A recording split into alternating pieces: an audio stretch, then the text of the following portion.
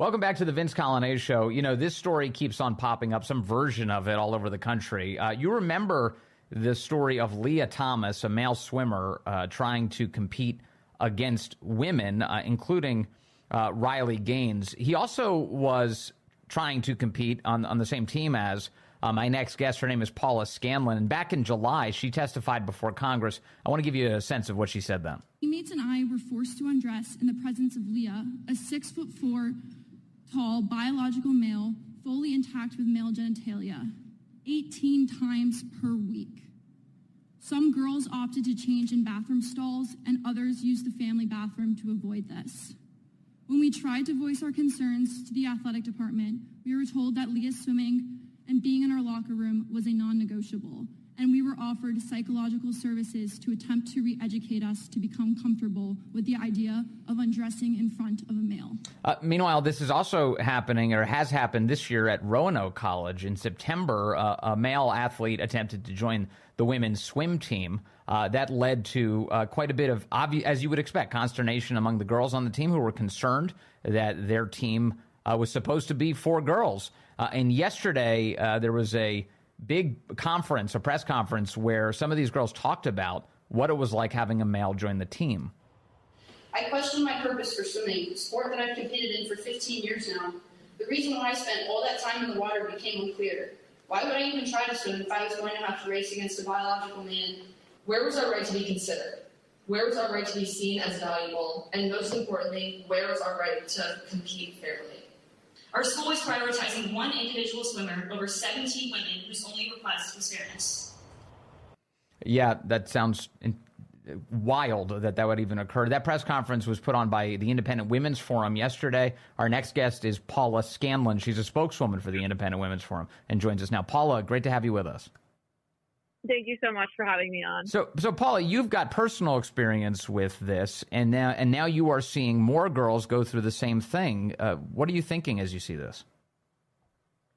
Yeah, I mean, it's disappointing. Riley was there yesterday, and she told me that she was angry. And that's exactly right. This entire situation is completely preventable. I really thought everyone in the world would wake up after seeing what happened to us with Leah Thomas and in the 2021 to 2022 NCAA D1 season. But yet here we are, it's 2023, and it's happening in the NCAA swimming world at the D3 level. It's just so outrageous that this continues to happen. And additionally, Virginia state legislature had the option to pass legislation to prevent this. And they said no, because they said, this is not happening in our state. There's no reason for us to pass this. And now it's happened. So hopefully they'll wake up and do the right thing this time. Yeah, it's wild. And, you know, when you describe your experience that, you know, objecting to a male being in the women's locker room and competing against women in a female sport, you said that the college sought to reprogram everybody, that basically they made it seem like you're the problem. Yeah, exactly. My university came in, sat us all down, and told us we were going to be on the wrong side of history. They said we will never get a job if we speak up against this. They told us there was nothing we could do about it, so we might as well stay quiet. And then they also provided us with psychological services. And they said, here's some resources to make you comfortable with this situation, and said, go see a counselor.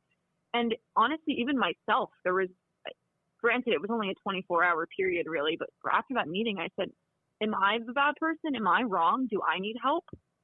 And it made me feel like I was wrong. And I knew immediately, very quickly, that no, they were just fear-mongering us. They were trying to get us to recondition our feelings and emotions to what they wanted us to believe. And these girls at Roanoke went through a very similar experience where the coach said, you know, this is going to happen no matter what you do. And it was insane that these girls went through exactly what I went through. Yeah, and at Roanoke College, the girls, I think, my guess is that they learned from the experience that you went through, because it sounds like some of the girls got together and they decided to send a letter to the male athlete. They put a letter together explaining their feelings about all of this. He indicated after that he was very upset about this, but he ends up quitting the team. And the coach comes to the girls and says something like, well, you got what you wanted, which is insane to me, because I thought the whole point was for it to be a female sport.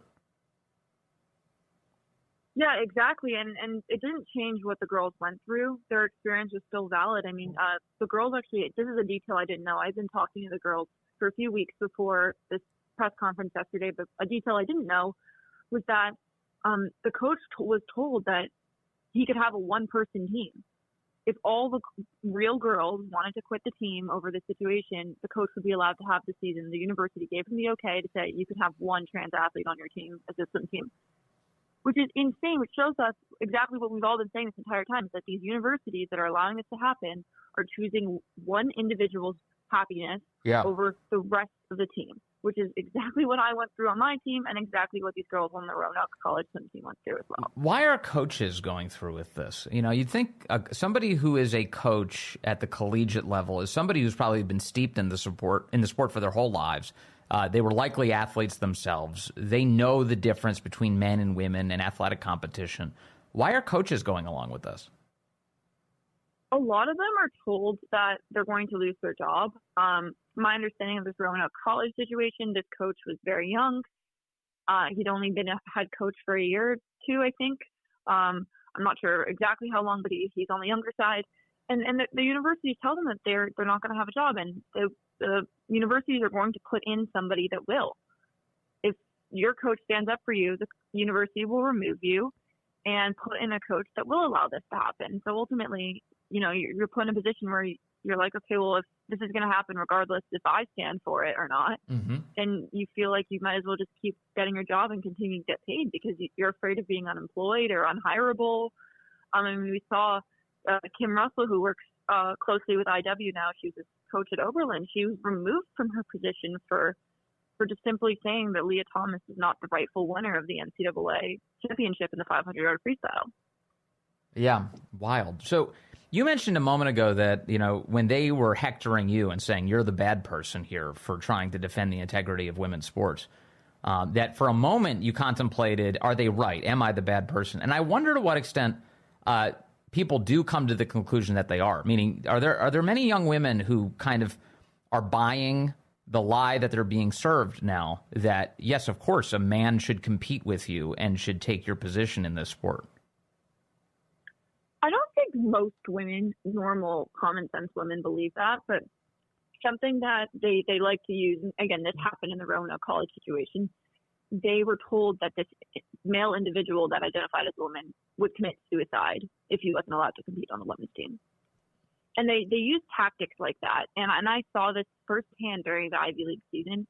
They did not use that exact language with us on my swim team, but on the Harvard swim team, the girls were sent a letter saying that they would be contributing to a suicide if they spoke up against the inclusion of trans athletes in women's sports. Right. So it's a form of emotional blackmail that they're wielding against these athletes in order to get them to argue against their own interests? Exactly.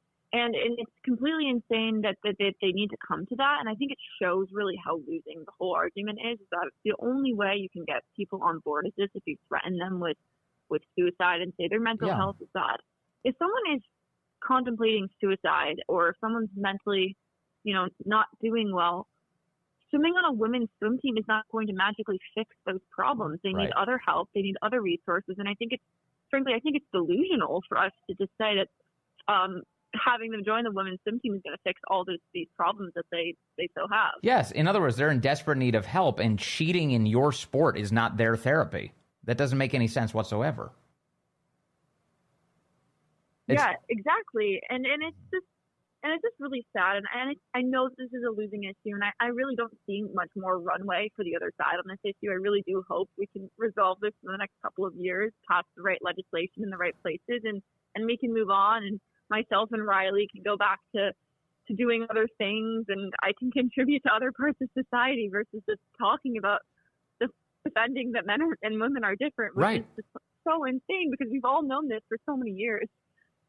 Yeah, it is. It's wild. Well, I'm glad that you're so public about it, though, because someone has to be, especially someone who has experienced it firsthand. Do you get the sense that the governing bodies of all of these sports where these debates are now really kicking up, are they siding with women? Is that the trend here?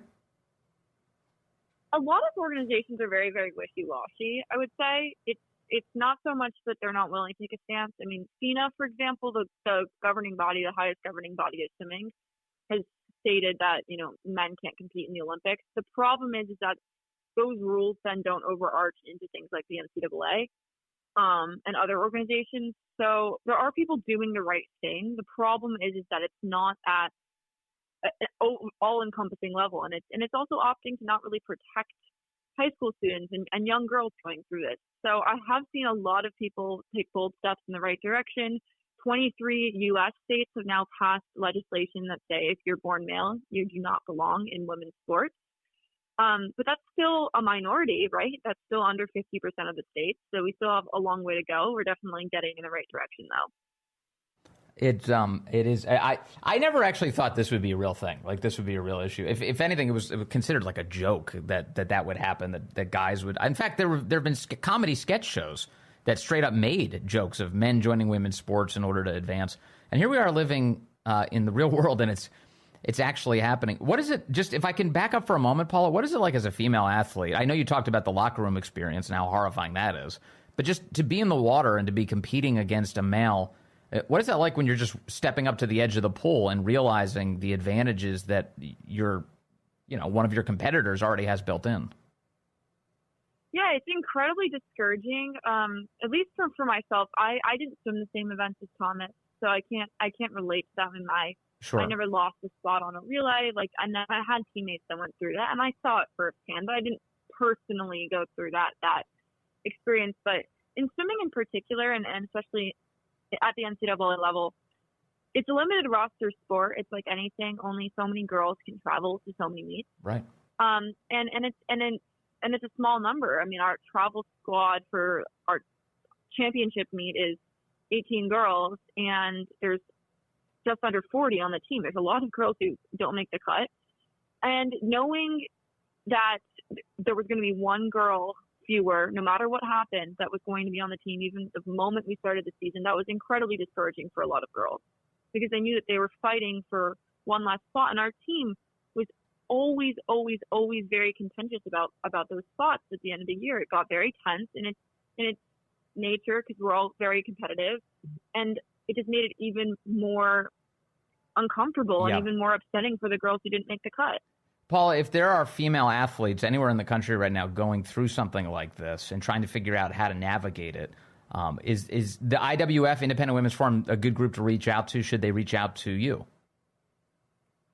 Yeah, the Independent Women's Forum has been wonderful on this issue. We've really done a lot of work to highlight the voices of female athletes, but there's a lot of other organizations also that were represented yesterday. Icons has also been great. I think they were actually the first to get in touch with these girls at Roanoke. Concerned Women for America were there. Wolf was there. Women's Liberation Front. A lot of organizations are here to support women. Us on IW, we've done a lot of outreach with athletes in particular. So yeah, any girl is going through this. I mean, there are resources now, and these resources weren't around 2 years ago when I faced this. And it's really positive to have that. And especially the girls at Roanoke College were able to reach out to us. And it shows that we are getting our message across and that we are there to support them. And we were there to help them every step of the way through coming out publicly and getting them connected with the right media sources. So it's definitely positive. The sources are there. If any girl going through this wants to reach out, you can also reach out to me personally. I try to check my messages as often as I can. And it's just, we're all in this together. It's really a group fight to fight this off. Yeah, and it's nice to have good, decent people with their head on their shoulders who can talk to you, and not just people who are telling you you're a bad person for acknowledging reality. It's just wild that you had to even go through that. Paula Scanlon from the Independent Women's Forum, a great college swimmer and a great interview. Thank you so much. Really appreciate your time today. Let's go to the phones. We've got Mike calling in from Washington, D.C. Line 4. Mike, good afternoon. You're on the Vince Coglianese Show. Well, first of all, Vince, thank you for taking my phone call. And my heart goes out to your last guest that you had on your show, and it was really making me mad, though, because I find it disgusting that this country, my country, the way how they treat women in this country, because a lot of these elected officials take these money from these LGBTQ lobbying groups to make lives a living hell for our precious biological females. The Republicans and Democrats should be ashamed of themselves. They send a bad message all around this world that real women in this country do not matter until they come up with a bill to fix this thing. And the only way that they're going to come up with a bill that they got to be paid to do so. Because these gutless, cowardly politicians, you got to pay them to do everything. That's the problem right there. I find it disgusting that the Republican Party have not come up with a campaign concept designed to awaken the consciousness of real women all in this country to say why would any real woman in the right mind vote for the Democratic Party where they constantly keep pushing and just this heterosexual suppression that they should be talking about also. All of this goes back to two people with this heterosexual suppression and the problems that women are going in this country. It is the false prophet, Black Jesus, Barack Obama, and the stumbling, bumbling acolyte, Joe Biden. They laid the payment for this heterosexual nightmare that we're going through in this country. The minute that they laid the payment for gay rights to be the law of the land and did not do the same thing with heterosexual rights, technically they're in violation of their oath of office because they're supposed to be the president of the United States, not the president of just the LGBTQ community because they simply being bought and paid to do so. Yeah. I feel that they're in violation of their oath of office. Congress is also, because Congress allowed this nonsense to happen. And until the voting public demands that either you change or we're going to get our vote, or we're going to change our vote. This is the reason why a lot of people are becoming independents right now. And I'm just really angry that we as voters keep allowing this to happen until the voters say enough is enough. That's the only way that this is going to change. That's the only way. Mike, thank you for your call, sir. It's so important, and you laid out so many great points. You're right. It is a war on reality itself, and we have to push back on behalf of women and, yes, reality. Coming up, we're going to be joined by Emily Jashinsky. We'll talk about how we save this country. Welcome back to the Vince Coglianese Show. On the right, there are always all sorts of debates about everything, which makes us so much better than the left, where there is tyrannical control over what you're allowed to say. But sometimes those debates actually are relevant to our lives, and then other times they're just debate for the sake of debate, and they don't affect us at all. For more on this, I want to turn to Emily Jashinsky. She's a culture editor at The Federalist. She's also the co-host of Counterpoints, and she joins us now. Emily, great to have you with us today. Thanks for having me, Vince. All right, so you've written this week for The Federalist, and the headline is Between the Old Right and New Right, There's One Fault Line That Matters. I guess we should start with the definitions here. How do you view the old right versus the new right? Yeah, it's interesting. So I was on a panel at the American Political Science Association, which is, a bunch of professors basically trying to figure out what's happening on the right now.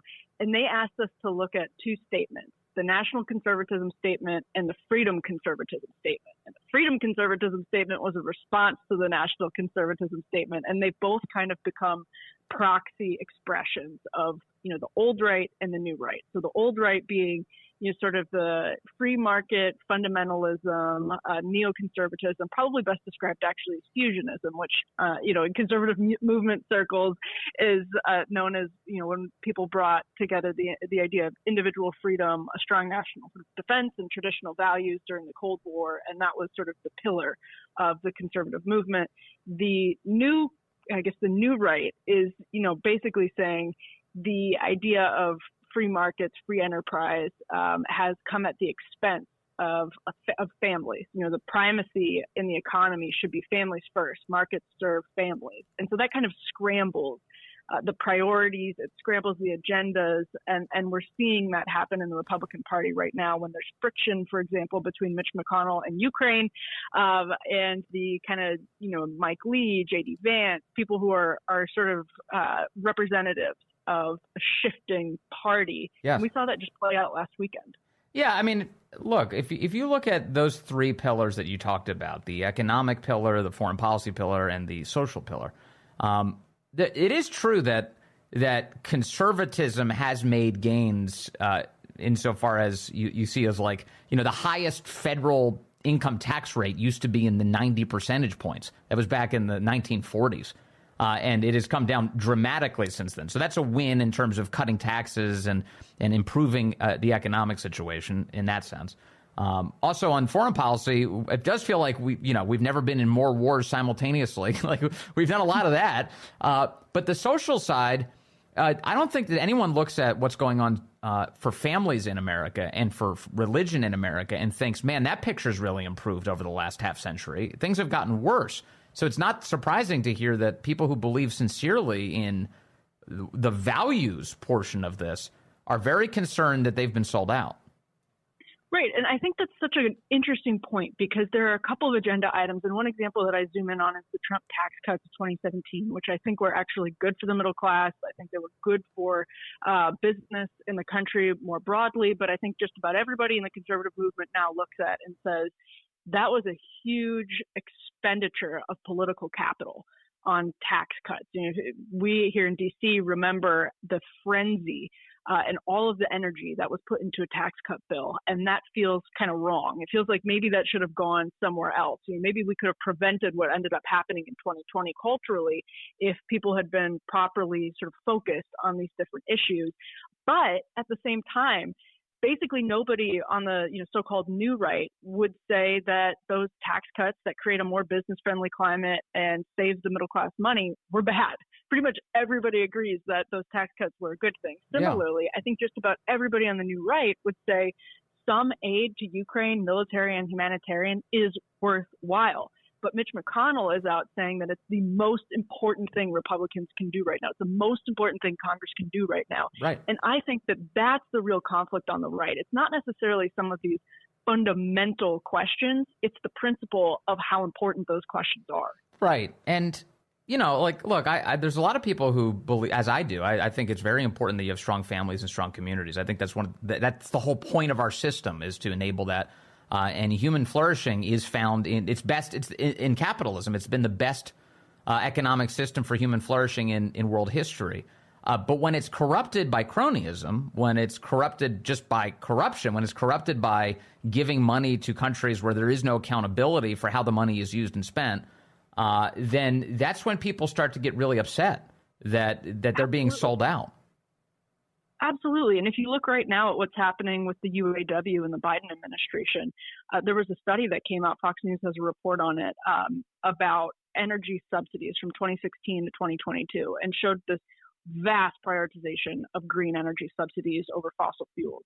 And now, because the Biden administration has a policy that is pushing all of these car manufacturers to go green in a really short time span, they're spending all of these subsidies in one direction to push all of these jobs away. There are fewer manufacturing jobs in green cars. And then it's just basically a repeat of what happened with NAFTA and WTO. Mm-hmm. We're pushing them this direction, but if you're one of those people that's lost in the crunch, you're screwed. And sorry, go to a different city, find different, it's the same thing, rinse and repeat.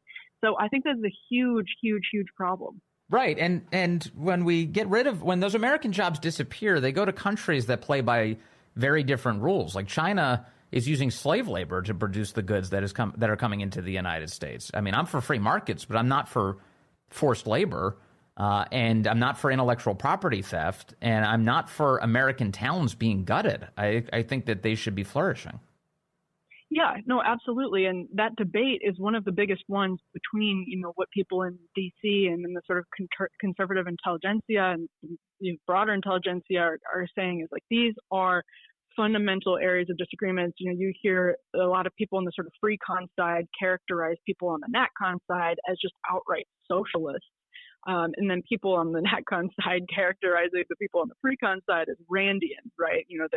They just want markets for the sake of markets. And I don't think that's an accurate characterization of either side. There may be some fringe characters on either side, but I think at the end of the day, everybody looks at the history of capitalism over the last couple of centuries on the right more broadly and says, listen, we can agree on this, but there are all of these like personal grievances that are confusing the debate. Yes. The real question is basically, when you're exporting jobs to Mexico, to China, if you think of paper mills in my home state of Wisconsin that dried up and are now really depressed areas with drug addiction, should that pattern be repeated, or should there be policies that are more tailored to, helping those people flourish, those families flourish? I think obviously the answer has to be the latter, but a lot of people on the free con side would say, maybe, there just needs to be a total lack of regulation in that space. There are different conversations that can happen, but at least knowing to focus on what's happening to those families, I think, is the right starting point. Right. We can agree on. Yeah, considering what your priorities are. Also, I think something that I've noticed of late on the right is the shift back to a recognition that the threats to you and your family don't only come from government. There's for a while, I think the right had taken this position that big government is the only problem. But what we've learned, I think, in great detail is big business, big nonprofits, big globalist organizations, they all, in their own ways, many of them have become threats to liberty. They've been tyrannical, and they've been wielding that power at our expense.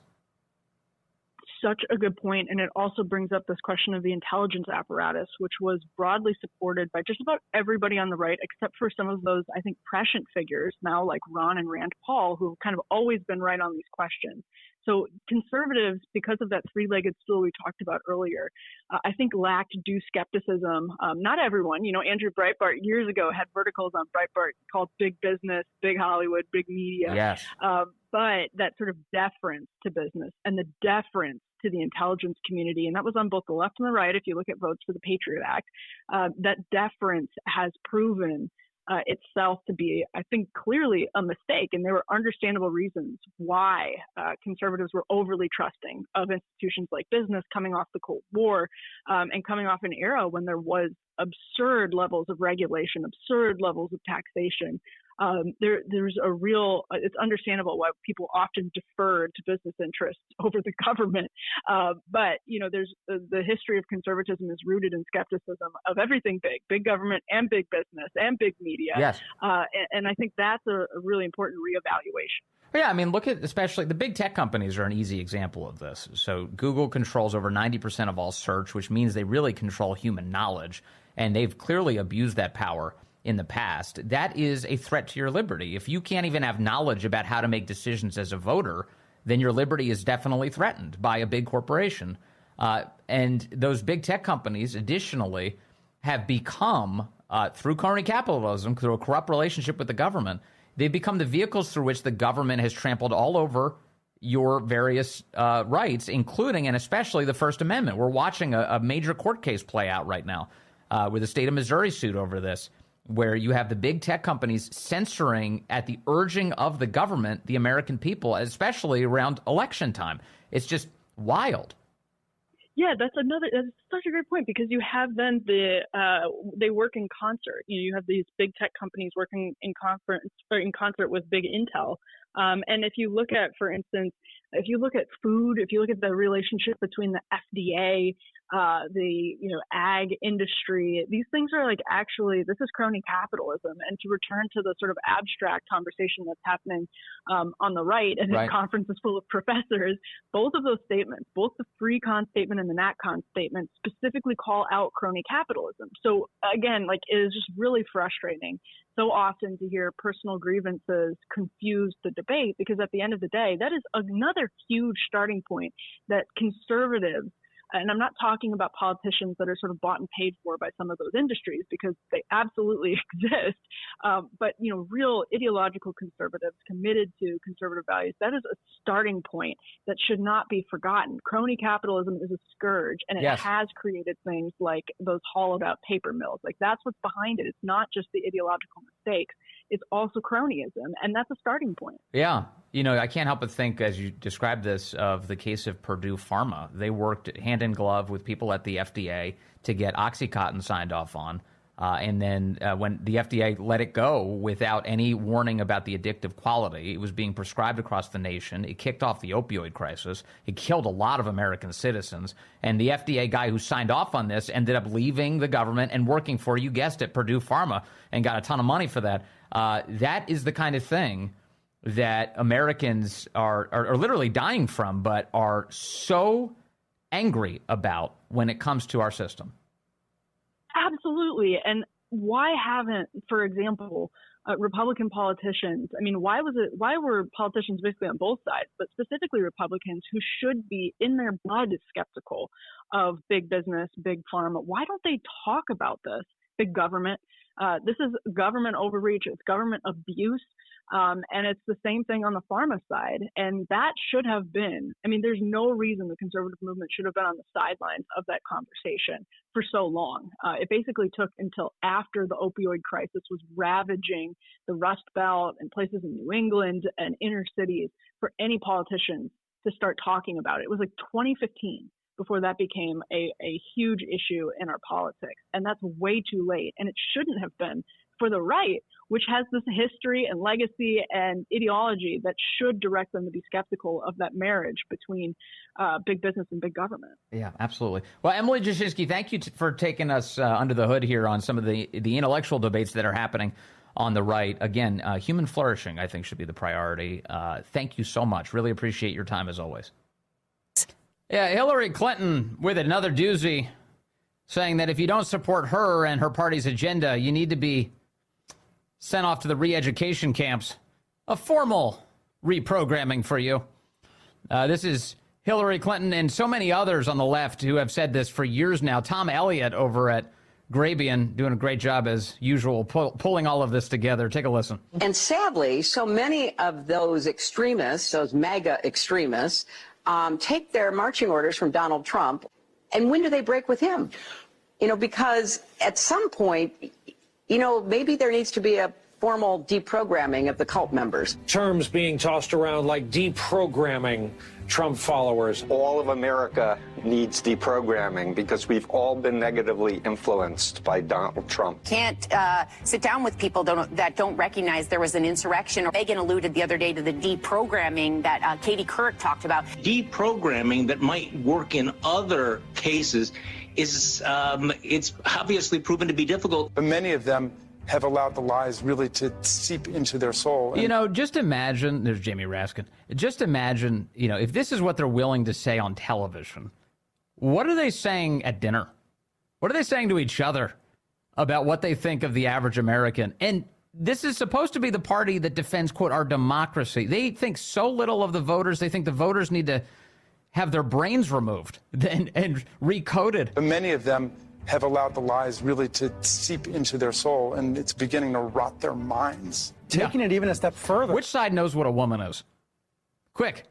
Raskin told the New York Times that he's ordered books about cults and deprogramming to try to understand his Republican colleagues. There are a couple accounts, libs of TikTok, a few, really prominent anti-trans and sort of far-right activists who started to essentially make the argument that any exposure to children about LGBT people is automatically grooming. It seems to be emboldening anti-gay trolls. Explain how. Not just libs of TikTok, but this guy, James Lindsay, they would say, hey, there's going to be something at I love this. They put pornography in front of children. They have drag queen story hour with guys like... I can't even describe what these people do.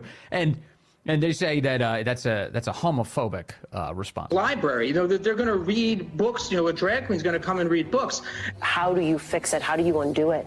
Well, at this point, how do you undo it? How do we get to the point where drag queens are reading books to children everywhere? Would you tell me? Programming. That's what we're being fed. People of other races are out to get you. We accept that. We get fed that. And so when that doorbell rings... It's literally a position of the left, that white people are out to get you. This is their whole thing. The basketball comes into your yard. Your first response is to pull that gun. It's a programming that's occurring. The deprogramming question is much tougher to answer. People have literally been brainwashed, and it's scary by the mis and disinformation that is online. The projection is so real. That is being the propaganda on Fox News. It is another epidemic that our country is facing, and until we really hold platforms accountable, until we... That's censorship. Hold platforms accountable. Really do some deprogramming. And anyone like him that says the press is the enemy of the people, that's what Hubbard would say. That's what Moon once said. If you say this is a cult, what's the first step of deprogramming? The first step with anyone who's a true believer is contact with people that are outside the bubble. Oh, my God. There's no way. When have they left the air-conditioned, well-lit bubble that they live in? It's amazing. They truly are amazing. And very evil. Isn't that demonic? I mean, just the quest to destroy your opposition, to reprogram them, rather than let them speak, hear them out, debate them. No time for that. We have to deprogram them. Jamie Raskin's purchased books so that he can understand his political opponents. How did they get to think like this? Well, start by reading the Constitution. Maybe you'll arrive at some other conclusion. The great one, Mark Levin, is up next here on WMAL.